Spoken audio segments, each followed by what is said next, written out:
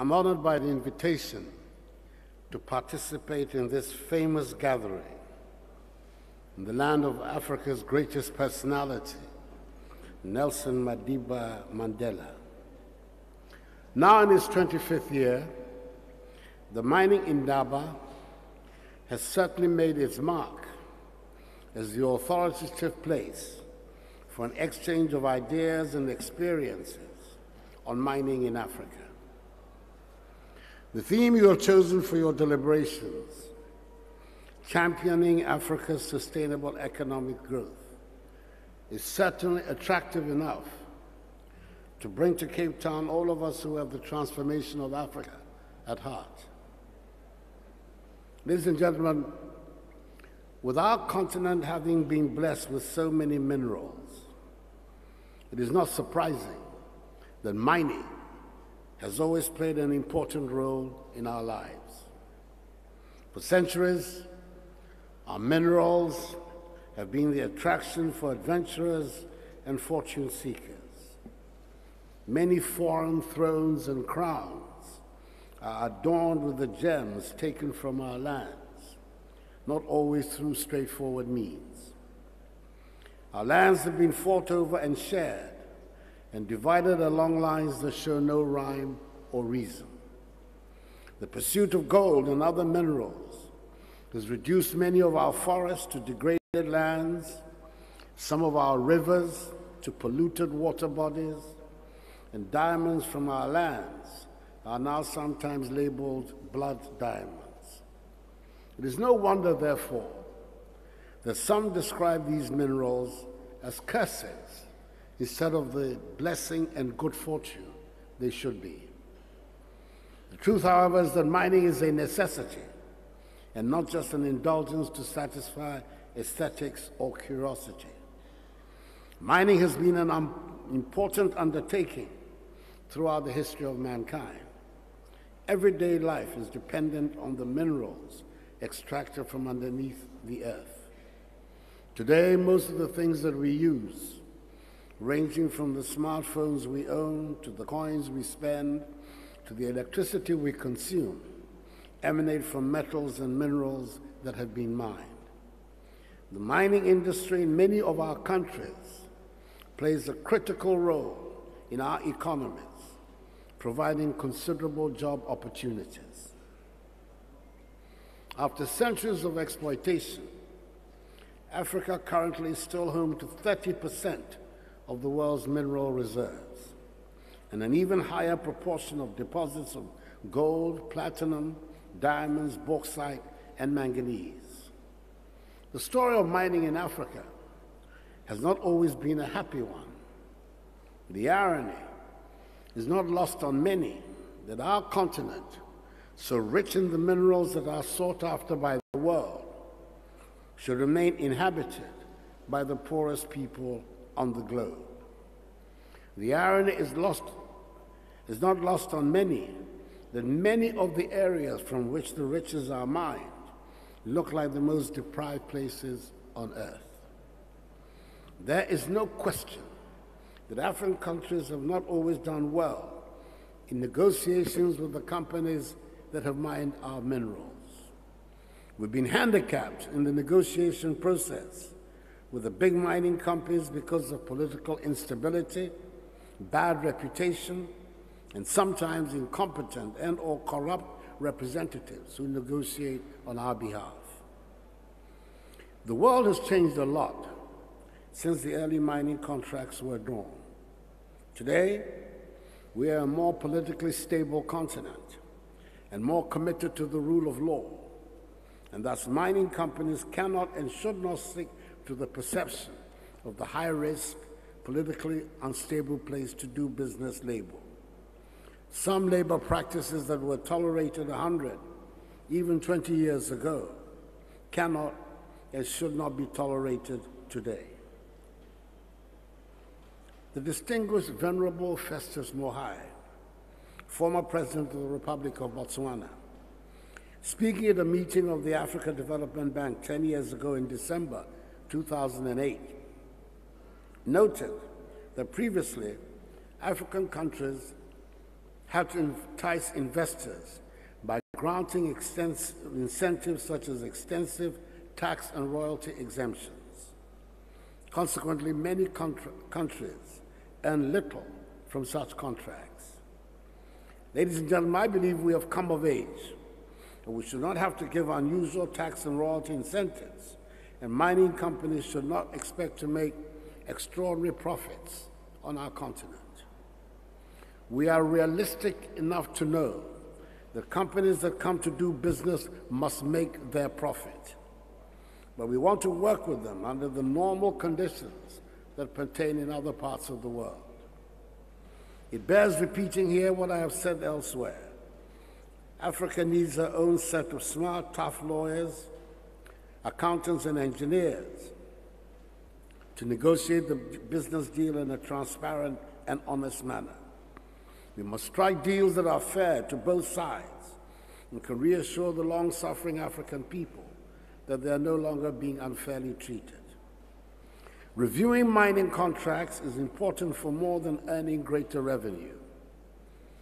Governments must also respond to pressures from civil society groups and communities to ensure that contracts and mining codes address environmental protection, adequate compensation to affected communities, and the rehabilitation of land after mining operations have ceased. Minerals are a public resource, and the negotiations between companies and countries should be transparent, accessible, and easily understandable by citizens. And that means we should do it all in language that does not need to be interpreted by experts. Communities should be able to examine mining contracts, finding out how much revenue has been generated and how and on what it is being spent. Long and bitter experience means both sides, African governments and mining companies, have to work hard to gain the trust of the people. One cannot, ladies and gentlemen, discount the illuminating report produced by a high-level panel chaired by the highly respected former president of this country, His Excellency Thabo Mbeki, which says that Africa is losing annually more than 50 billion United States dollars through illicit financial outflows.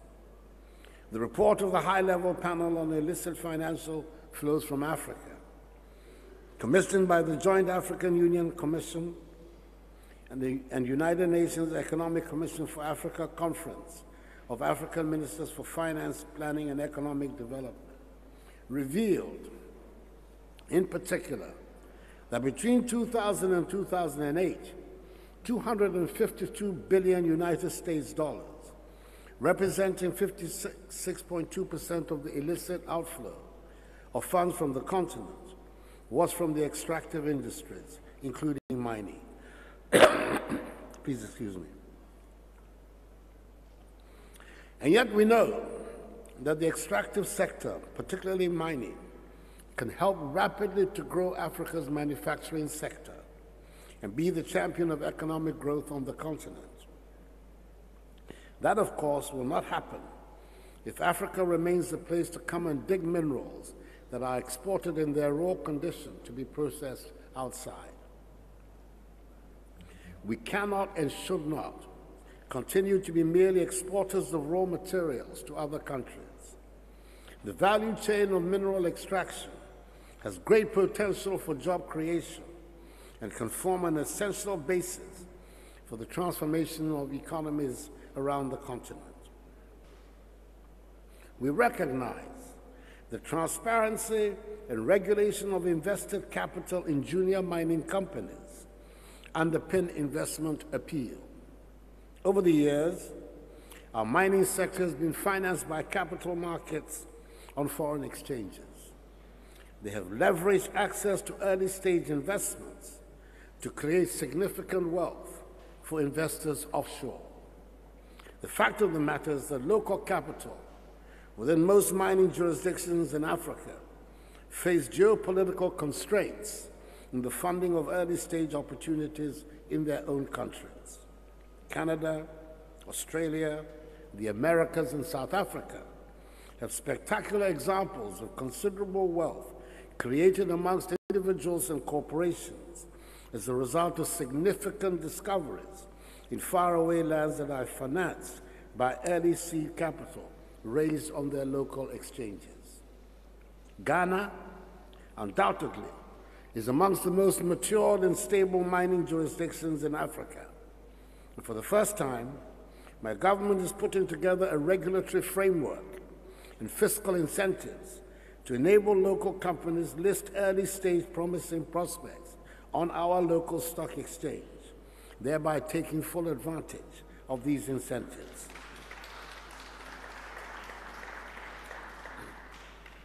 This will allow local capital the benefits of the upside in project development, enable it to contribute effectively to the process of rapid economic development and transformation.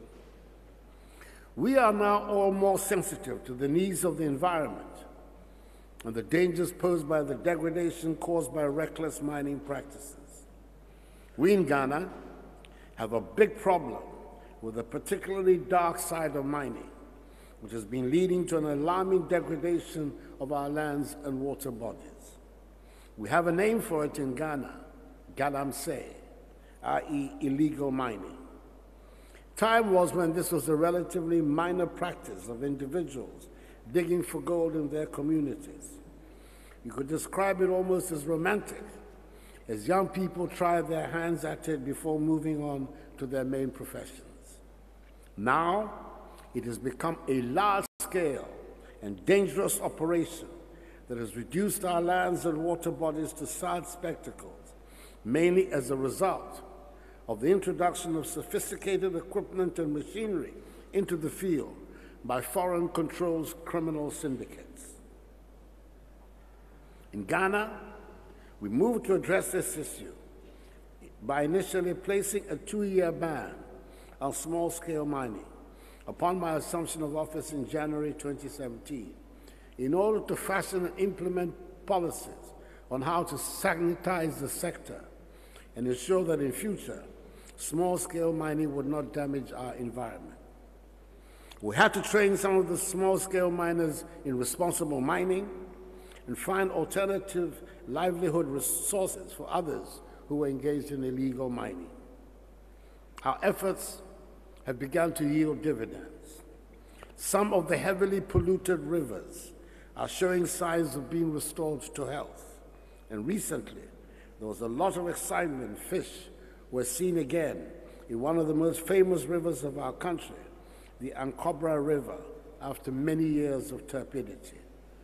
We are determined to strengthen the regulatory framework for mining so that illegal mining, i.e. galamsey, does not reappear.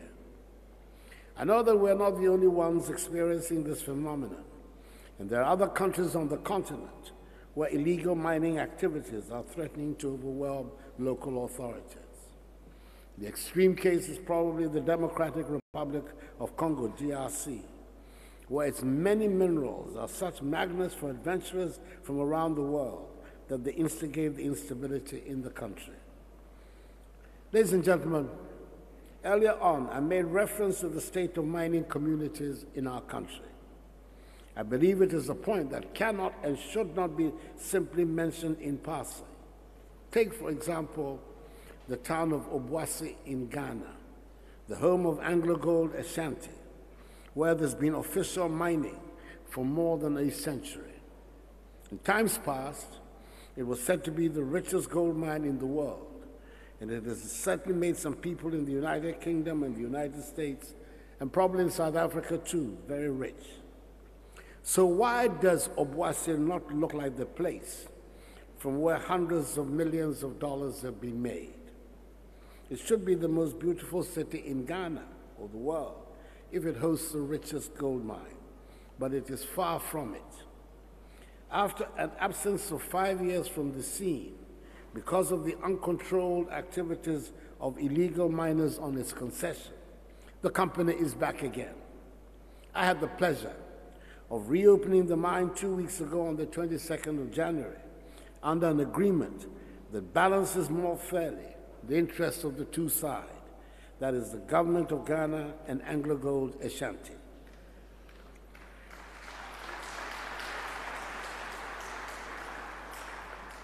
As I said at the ceremony, it is my hope and expectation that this time round, under the new management of AngloGold Ashanti, the development of Obuasi will reflect the wealth its soil produces. Why is the Kona region of Sierra Leone, where a local pastor digging around his garden can still find a 709-carat gem diamond, not developed and prosperous? Why do towns from whose soils diamonds have been taken all these years not look like anything they produce riches? Why are the mining communities generally in such poor conditions? The stressed state of communities in which mining companies operate is nothing short of a disgrace, and we must work to change that situation.